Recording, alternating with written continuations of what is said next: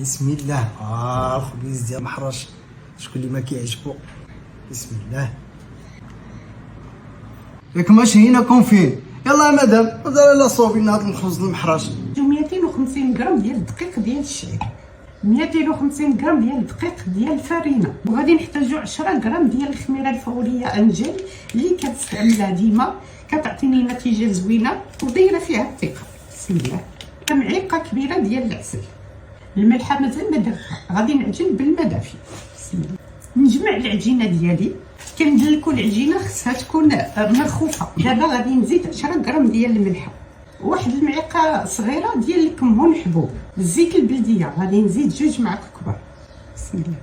العجينه غادي نبدا نشرب ليها الماء تدريجيا حتى تعطينا القوام اللي بغيت. هذا هو القوام ديال العجين اللي بغيت، يكون شويه رطب. نعطي عليها شويه زيت العود، نغطيها ونخليها تضاعف الحجم ديالها. العجينه هي خمرات، كندهن ديما يدي بالماء، وغادي نهز قطع او خبيزات ديال 100 غرام، وندير الخبيزه هنا في البلبوله رقيقه. غادي نقرصهم شي شويه، نطيو الخبز ونخليوه يخمر المده الكافيه. ملي يخمر الخبز ها اللي غادي نطيبو، والفران سخون على 250 درجه. ودابا ندوقو الخبيز ديال المحرش ديالنا. بسم الله. هاتي